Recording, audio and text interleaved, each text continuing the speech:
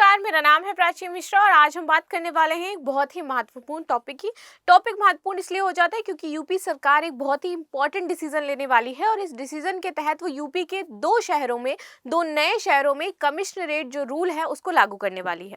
ठीक है, इस कमिश्नरेट रूल लागू करने से क्या क्या महत्वपूर्ण बदलाव होंगे उसको हम समझेंगे। साथ ही साथ हम ये समझेंगे कि यूपी में सबसे पहले कमिश्नरेट जो रूल था वो कहाँ लागू किया गया है, क्योंकि अभी आपका देखो पीसीएस का भी एग्जाम है, तो ये इस स्थिति में बहुत ही ज़्यादा महत्वपूर्ण हो जाता है और इसके तहत क्या क्या बदलाव किए जाएंगे। पुलिस की जो पावर्स हैं वो बढ़ जाती हैं। इसमें आप देखोगे कि कोई भी कार्यवाही करने के लिए अब क्या है, डीएम से आदेश की जरूरत नहीं पड़ेगी। अब जो भी महत्वपूर्ण निर्णय है वो कौन लेगा? कमिश्नर लेगा।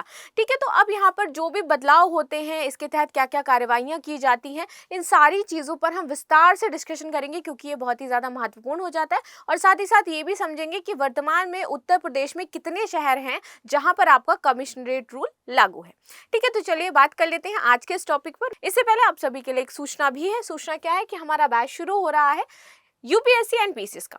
इसमें आपको 75% का डिस्काउंट दिया जा रहा है। तो जो भी बच्चे ज्वाइन करना चाहते हैं, ये जो कोर्सेज आपको दे रहे हैं, इन कोर्सेज में किसी भी कोर्स में आप 75% डिस्काउंट के साथ ज्वाइन कर सकते हैं।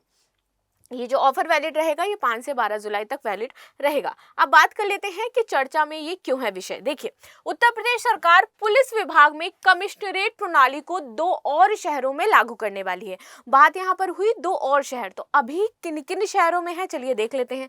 तो वर्तमान में जो कमिश्नरेट रूल लागू है उत्तर प्रदेश में, वो आपका लागू हो जाता है कहाँ पर? लखनऊ में है, कानपुर में है, प्रयागराज में है, आगरा में है, नोएडा में है, गाजियाबाद में है, वाराणसी में है। यहाँ पर आप देखोगे कि आपके कमिश्नरेट रूल है वो पहले से ही लागू है।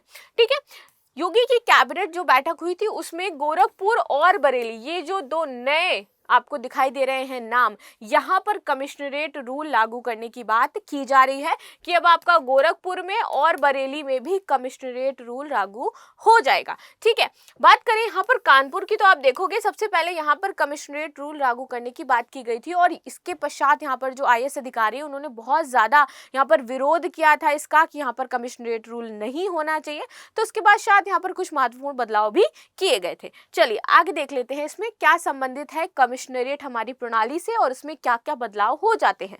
ठीक, देखिए आपके एग्जाम के पॉइंट ऑफ व्यू से बहुत ही ज़्यादा महत्वपूर्ण हो जाते हैं क्योंकि हमें शक्तियां पता होनी चाहिए कि क्या होती हैं और जब कमिश्नरेट रूल कहीं लागू होता है तो उस जगह पर क्या महत्वपूर्ण बदलाव आ जाते हैं।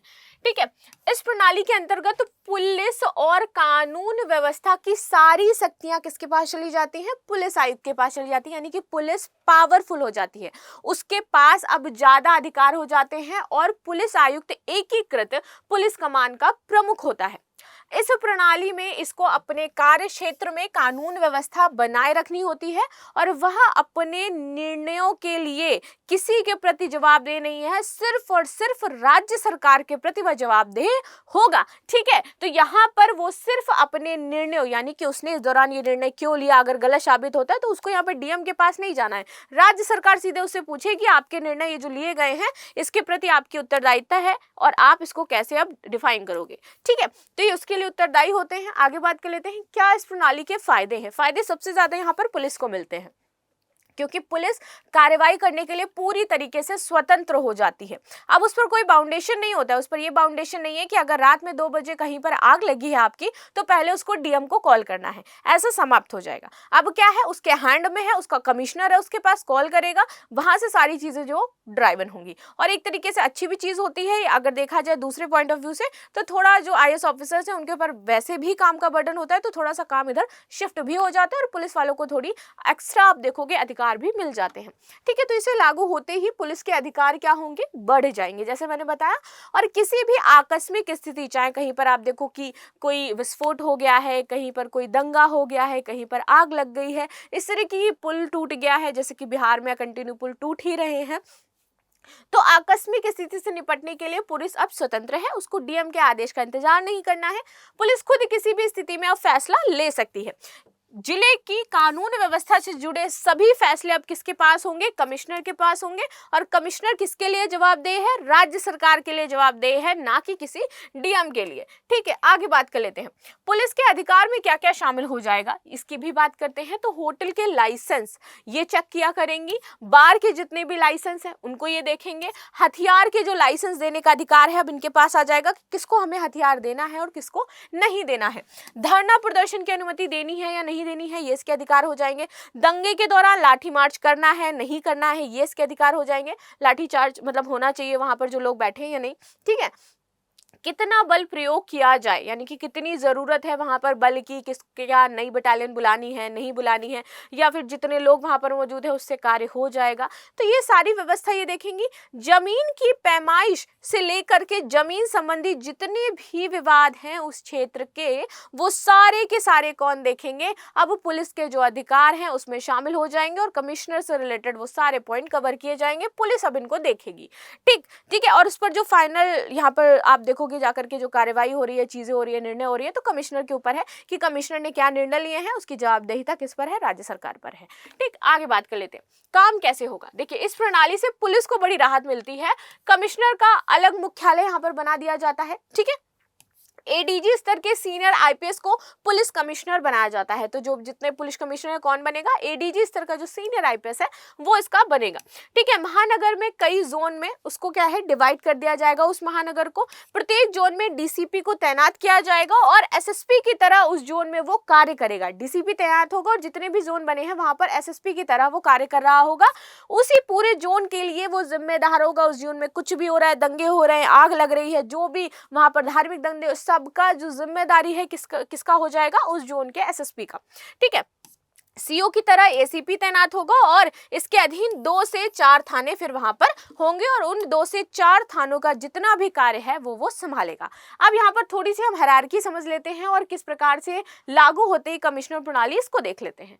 देखिए, पुलिस आयुक्त या कमिश्नर ये आपका सीपी होगा, इसके पश्चात सबसे बड़ा यही होगा वहां पर। ठीक है, कमिश्नर आपका पुलिस आयुक्त। इससे जो नीचे आ जाती है हायरार्की में आएंगे आपके संयुक्त आयुक्त या ज्वाइंट कमिश्नर। ठीक है, इसके पश्चात आते हैं आपके डिप्टी कमिश्नर, सहायक आयुक्त आएंगे, पुलिस इंस्पेक्टर आएंगे और सब इंस्पेक्टर आएंगे। तो हायरार्की आपकी जो है वो इस प्रकार से चलेगी। किसमें?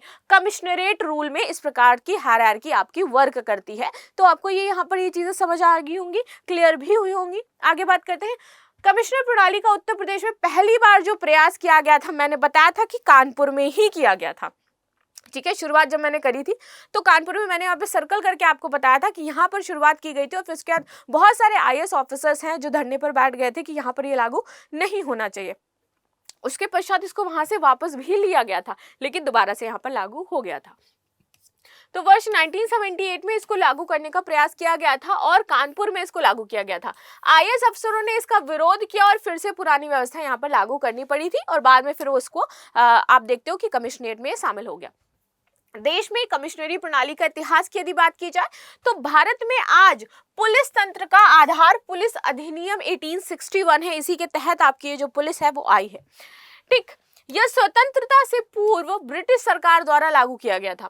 सबसे पहले पुलिस कमिश्नर की नियुक्ति बंगाल के कोलकाता शहर में हुई थी। ये वर्ष 1856 में जब आपका पुलिस अधिनियम 1861 लागू होने वाला था उससे पहले ही कर दी गई थी। ठीक है, तो आपको समझ में आएगा कि ये हमारे इतिहास में किस परिप्रेक्ष्य से जुड़ा हुआ है और कैसे ये संबंधित है।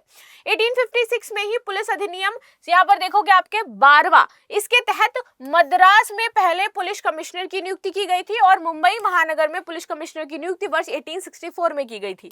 वर्तमान समय में महाराष्ट्र में लगभग 9 महानगरों में आप देखोगे कमिश्नरेट प्रणाली है। यह प्रणाली महाराष्ट्र रेलवे स्टेशन जो है आपका, वहां पर भी कमिश्नरेट रेलवे के रूप में लागू होती है। यहाँ पर कमिश्नरेट रेलवे भी है। ठीक है, महाराष्ट्र की बात करें तो पुलिस कमिश्नरी प्रणाली के लिए जो समितियां हैं वो क्या क्या उनके दिशा निर्देश से क्या उन्होंने कहा था, चलिए ये भी यहाँ पर समझ लेते हैं। सबसे पहले आई थी आपकी धर्मवीर आयोग। इसका गठन वर्ष देख लेते हैं, इंपॉर्टेंट हो जाता है। गठन है 1977 में किया गया था और इसमें अध्यक्ष पूर्व राज्यपाल धर्मवीरा को बनाया गया था। ठीक है। इन्होंने पुलिस तंत्र में सुधार के लिए रिपोर्ट दी थी और कहा था कि इनकी अध्यक्षता में आप देखोगे छठे राष्ट्रीय पुलिस आयोग ने अपनी रिपोर्ट प्रस्तुत करी थी। इसमें महानगरों के लिए पुलिस कमिश्नरेट प्रणाली की बात की गई थी, अनुशंसा की गई थी। ऐसे महानगर इसमें जोड़े गए थे जिनकी आबादी 5 लाख से अधिक है, वहां पर आप देखोगे कि पुलिस कमिश्नरेट होना चाहिए। ठीक है, फिर आते हैं अपने पद्मनाभ भैया समिति। ठीक है, तो इन्होंने क्या बोला था, वर्ष 2000 में इस समिति का गठन हुआ और इसमें अधिक जनसंख्या वाले जो महानगर हैं उसमें पुलिस कमिश्नरी प्रणाली लागू करने का सुझाव दिया गया था। वर्ष 2005 में आप देखोगे तो केंद्रीय गृह मंत्रालय द्वारा पुलिस तंत्र में सुधार के लिए आयोग का गठन किया गया था कि कैसे पुलिस तंत्र में सुधार किया जाए, कैसे उसको और प्रभावी बनाया जाए, उससे संबंधित क्या क्या महत्वपूर्ण उसके नियम हैं उनको लागू करना है।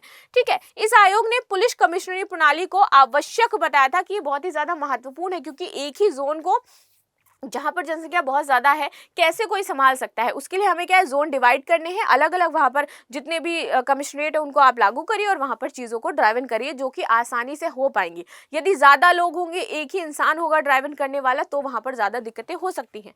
उन महानगरों के लिए जिनकी आबादी यहाँ पर 10 लाख या उससे अधिक है, तो यहाँ पर इन्होंने आबादी में चेंज कर दिया। पिछले आप देखोगे कि उन्होंने बताया था कि 5 लाख आबादी होनी चाहिए। ये देखिए यहाँ पर धर्मवीर आयोग का क्या था, अनुशंसा की 5 लाख आबादी से ऊपर जितने भी हैं शहर, वहां पर आप कमिश्नरेट व्यवस्था लागू कर दीजिए।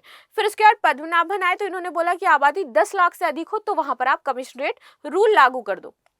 ठीक है, तो यहाँ पर 2 कमेटियां बनी थी इसके लिए, उसके बाद यहाँ पर इसको प्रभाव में भी लाया गया और फाइनली कमिश्नरेट आपके बनाए जाने लगे। ठीक है, अब लास्ट में आपके लिए क्वेश्चन है वो देख लीजिए कि उत्तर प्रदेश में पहली बार पुलिस कमिश्नरी प्रणाली का प्रयास किस वर्ष किया गया था, वर्ष 1978, वर्ष 1961, वर्ष 1861 या फिर वर्ष 1999। आप सभी मुझे कमेंट में जरूर बताइएगा। मिलते हैं नेक्स्ट क्लास में एक बहुत ही महत्वपूर्ण टॉपिक के साथ, तब तक के लिए धन्यवाद। लाइक शेयर सब्सक्राइब करना बिल्कुल भी ना भूलें और आंसर देना भी ना भूलें, जरूर कमेंट में आंसर दीजिएगा। ठीक है, थैंक यू सो मच।